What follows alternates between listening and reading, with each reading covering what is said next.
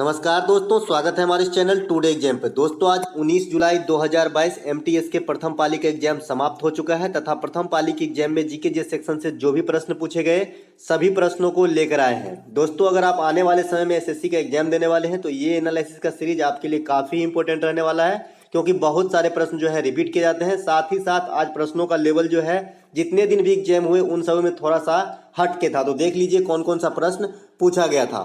दोस्तों एक प्रश्न आया था कि पंडित राजेंद्र गंगानी किस नृत्य से संबंधित है।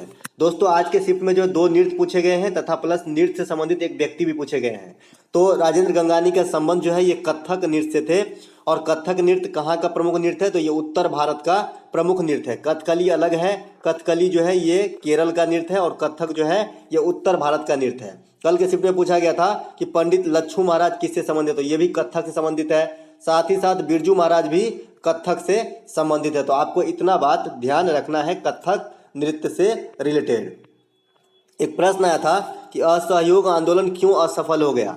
दोस्तों असहयोग आंदोलन की शुरुआत कब होती है, 1920 ईस्वी में, और समाप्त कब किया जाता है, इस आंदोलन को कब स्थगित किया जाता है, 1922 ईस्वी में। तो इसका जो प्रमुख कारण था ये था चौरा चौरी हत्याकांड। वहाँ पे जो है पुलिस स्टेशन में आग लगा दिया गया था भारतीय क्रांतिकारियों के द्वारा, और इसी घटना से क्षुब्ध होकर महात्मा गांधी जी ने ये आंदोलन को बंद करने का निर्णय लिया था। उसी के बाद एक साल के बाद 1923 ईस्वी में मोतीलाल नेहरू और चित्तरंजन दास ने स्वराज पार्टी का गठन किया था। तो आने वाले शिफ्ट में स्वराज पार्टी जो है पूछे जा सकते हैं, तो आप ध्यान रखिएगा। बात करें गांधी जी का आंदोलन पूछा जा रहा है नियमित, तो गांधी जी से संबंधित जो अन्य आंदोलन है उसकी चर्चा करना आवश्यक यहाँ पे रहेगा। तो गांधी जी के द्वारा चलाया गया नमक सत्याग्रह 12 मार्च 1930 ईस्वी को, भारत छोड़ो आंदोलन 8 अगस्त 1942 ईस्वी को, चंपारण सत्याग्रह 1917 ईस्वी को। तो इस प्रकार के जो आंदोलन है गांधी जी से रिलेटेड आपको ध्यान रखना है। एक प्रश्न आया था सतलज नदी का उद्गम स्थल क्या है। दोस्तों सतलज नदी का जो उद्गम स्थल है ये मैंने अपने पीडीएफ में भी आपको दे दिया है, सतलज सिंधु और ब्रह्मपुत्र का। तो यहाँ से आज एक क्वेश्चन आया था कि सतलज नदी का उद्गम स्थल क्या है, तो ये मानसरोवर झील के राकस ताल से निकलती है। मानसरोवर झील कहाँ है, तिब्बत में स्थित है। तिब्बत के मानसरोवर झील से अन्य दो नदियां भी निकलती है जो इस प्रकार है, सिंधु और ब्रह्मपुत्र। तो तिब्बत से कितने नदी निकल गए, सिंधु निकले, ब्रह्मपुत्र निकले और सतलज निकले। तो आपको यह भी ध्यान रखना है कि तीनों नदियां का जो उद्गम है ये तिब्बत के मानसरोवर से ही होती है। बात करें भारत की सबसे लंबी नदी कौन है, तो गंगा नदी है, और ये भारत की राष्ट्रीय नदी है। इसकी टोटल लंबाई कितनी है, तो 2525 किलोमीटर जो है इसकी टोटल लंबाई है गंगा नदी की। और गंगा नदी में जो डॉल्फिन है, गंगा डॉल्फिन, उसे भारत का राष्ट्रीय जलीय जीव भी घोषित किया जा चुका है। तो आपको ये भी बात ध्यान रखना है। और डॉल्फिन केंद्र कहाँ खोला गया है, तो पटना में है। तो करंट से आपको ये भी क्वेश्चन रखना है। एक प्रश्न आया था दोस्तों कि अमीबा का भोजन अंग क्या है। दोस्तों अमीबा जो है एक कोशीय प्राणी होती है, आपको पता ही होगा। तो अमीबा का जो भोजन अंग है एंटोस्टैटिस है। थोड़ा सा ये इंपॉर्टेंट क्वेश्चन और थोड़ा सा जो है हार्ड प्रकार का क्वेश्चन यहाँ पे पूछा गया था कि अमीबा का भोजन अंग क्या है। अगला एक प्रश्न देख लेते हैं दोस्तों कि सतरिया नृत्य किस राज्य से संबंधित है। रिपीट किया हुआ क्वेश्चन है, सतरिया नृत्य किस राज्य से संबंधित है। तो सतरिया नृत्य जो है ये असम से संबंधित है, और ये 8 शास्त्रीय संगीत में सबसे लेटेस्ट वाला जो शास्त्रीय संगीत का दर्जा दिया गया है, माफ कीजिएगा नृत्य का, तो ये जो है सतरिया नृत्य को ही दिया गया है। और इसके शुरूकर्ता यानी इसके इस नृत्य का जो है संचालन करता या खोजकर्ता कहिए, इसे किसे माना जाता है, तो शंकर देव को माना जाता है। और ये सभी 8 शास्त्रीय नृत्य में सबसे लेटेस्ट वाली है। तो आपको ये भी बात ध्यान रखना है। एक प्रश्न आया था दोस्तों कि ज्योग्राफी से कि मोराइन या हिमोड किसे कहते हैं। दोस्तों मोराइन या हिमोड जो है, मोराइन इंग्लिश में कहते हैं, हिमोड उसे हिंदी में कहते हैं। हिमोड हिम से बना है, हिम माने बर्फ होता है, आप समझ ही सकते हैं। तो हिमनद द्वारा जो अपशिष्ट को बहा ले जाते हैं अपने लहर में अपने करंट के साथ, और जो अस्थिर पदार्थ भारी होने के कारण उसे नहीं बहा पाता है और जो रुक जाते हैं तो उसे ही हिमोड कहते हैं। आप समझ गए होंगे।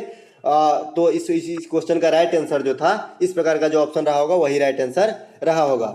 एक प्रश्न आया था दोस्तों कि प्रो कबड्डी लीग सीजन 8 किससे संबंधित था। दोस्तों प्रो कबड्डी लीग जो है सीजन 8 जो है किसने जीता था, तो ये जीता है दिल्ली दबंग। किसे हरा के, पटना पायरेट्स को हरा के। बात करें ये मैच कहाँ खेला जा रहा था फाइनल वाली, तो ये बेंगलोर के अंदर खेला गया था। वहीं आपसे आने वाले शिफ्ट में जो दिल्ली दबंग का है उसका कैप्टन भी पूछा जा सकता है। तो दिल्ली दबंग का कैप्टन जो है ये जोगिंदर नरवाल है। तो आपको ये भी बात ध्यान रखना है। एक प्रश्न आया था वहीं जो पटना पायरेट्स के कप्तान हो जाएंगे वो प्रदीप नरवाल है। तो आपको ये भी बात ध्यान रखना है। एक प्रश्न आया था दोस्तों कि अशोक ने प्रसिद्ध कलिंग युद्ध जीता था, वर्तमान में कलिंग का नाम क्या है। काफी कॉमन सा क्वेश्चन था कलिंग युद्ध कब होती है? 261 बीसी में, जो अशोक के द्वारा लड़ा गया था और अशोक ने इस युद्ध में विजय प्राप्त किए थे। और इसी युद्ध में जो बहुत सारे जान माल की क्षति हुई थी, उसी को देख के जो है अशोक का जो है पिघल गया था आत्मा और उन्होंने बौद्ध धर्म अपनाने का संकल्प लिया था। बाद में अशोक बौद्ध धर्म को स्वीकार किए थे और बौद्ध धर्म की जो दीक्षा है उपगुप्त से लिया गया था। आपको ये भी बात ध्यान रखना है, बौद्ध धर्म की जो दीक्षा है अशोक किससे लिए थे? तो उपगुप्त से ग्रहण किए थे। खैर ये तो अलग बात है। यहाँ पे जो आंसर है इसे ओडिशा कहा जाता है। कलिंग को जो है, आधुनिक ओडिशा को प्राचीन समय में कलिंग कहा जाता था। जैसे आप जनगण में भी देख लीजिए तो वहां भी कलिंग शब्द का इस्तेमाल है जो ओडिशा के लिए इस्तेमाल होता है। कलिंग युद्ध कितने में होती है? 261 बीसी में। हाथी गुम्फा अभिलेख किससे संबंधित है? तो कलिंग राज से। और किस राजा से? तो खारवेल से संबंधित है, राजा खारवेल से संबंधित है हाथी गुम्फा अभिलेख, जो भारत का सबसे पुराना अभिलेख भी है। कलिंग की राजधानी कहाँ थी प्राचीन समय में? तो तोसली जो है कलिंग की राजधानी थी। तो आपको इतना बात कलिंग से याद जरूर रखना है। एक प्रश्न रिपीट किया हुआ था कि ट्रेन टू पाकिस्तान के लेखक कौन है? दोस्तों ट्रेन टू पाकिस्तान के लेखक खुशवंत सिंह है। डायरेक्ट हूबहू किताब इनके रिपीट किए गए, पिछले सेशन में भी यही पूछा गया था। इनके जो अन्य पुस्तक है the company of women, Pakistan mail इत्यादि जो है इनके अन्य पुस्तकों का नाम है। एक प्रश्न वाद्य यंत्र से आया था कि बिस्मिल्लाह खां का संबंध किस वाद्य यंत्र से है?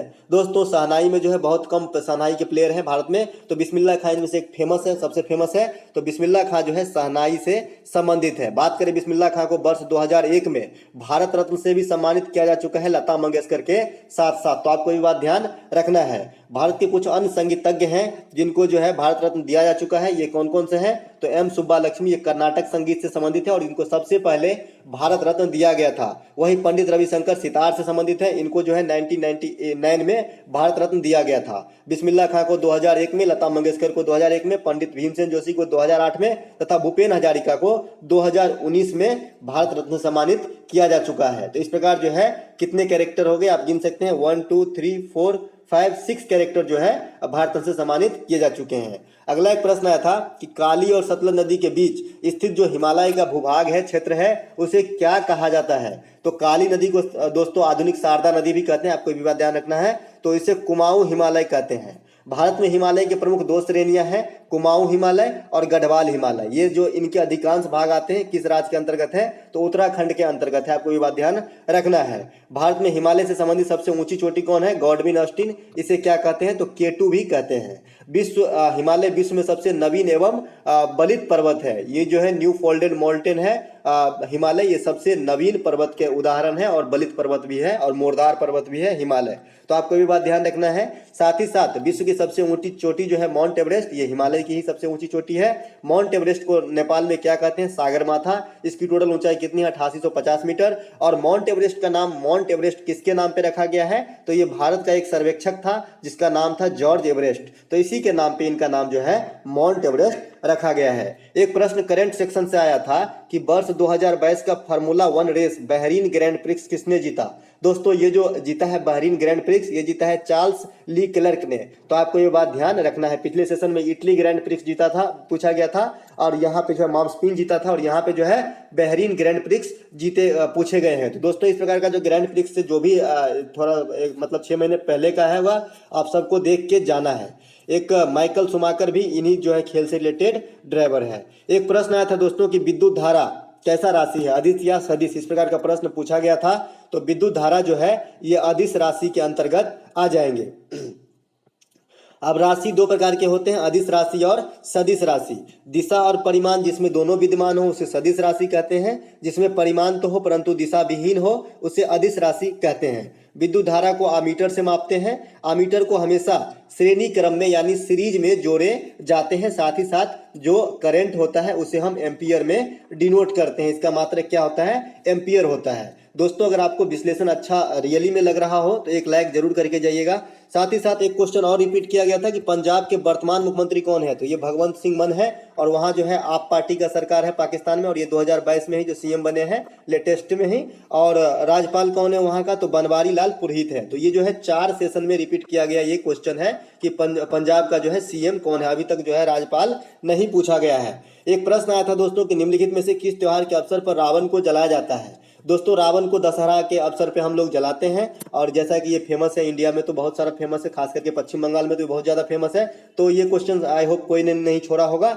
एक प्रश्न आया था दोस्तों कि हीराकुंड बांध किस नदी पर स्थित है, ये भी कॉमन सा क्वेश्चन पूछा गया था। तो हीराकुंड बांध जो है ये महानदी उड़ीसा में स्थित है, महानदी, और ये जो है महानदी पे स्थित है। साथ ही साथ उड़ीसा का शोक जो है महानदी को नहीं कहा जाता है दोस्तों, ब्राह्मणी नदी को कहा जाता है। तो आपको ये भी ध्यान रखना है, जैसे बिहार का शोक कोसी नदी को कहा जाता है, पश्चिम बंगाल का शोक दामोदर नदी को कहा जाता है, असम का शोक ब्रह्मपुत्र नदी को कहा जाता है। तो इस फॉर्म में भी आपको याद रखना है। तो साथ ही साथ उड़ीसा को आप रख लीजिए, ब्राह्मणी नदी को जो है उड़ीसा का शोक कहा जाता है। अब बात करें कि भारत का सबसे ऊंचा बांध, जो अब तक नहीं पूछा गया और आने वाले सेक्शन में जो मतलब शिफ्ट में जो है ये क्वेश्चन जरूर छपेगा कि भारत का सबसे ऊंचा बांध कौन सा है। तो ये टिहरी बांध है। ये कहाँ स्थित है, तो उत्तराखंड के अंदर स्थित है। और ये किस नदी पे है, तो भागीरथी और भिलांगना नदी के संगम पे है। और किस देश के सहयोग से ये लगाया गया था, आपको ये भी पूछा जाता है। तो ये रूस के सहयोग से लगाया गया था। दोस्तों इस वीडियो में इतना ही। अगर अच्छा लगा हो तो लाइक कर लीजिएगा। साथ ही साथ अगर चैनल पे पहली बार विजिट कर रहे हो तो चैनल को सब्सक्राइब करके बेल बटन जरूर दबा लीजिएगा। दोस्तों आने वाले समय में जो है ग्रुप डी का लगातार प्रैक्टिस सेशन चलाया जाएगा, तो आप नियमित फॉलो करते रहें एक बेटर रिजल्ट के लिए।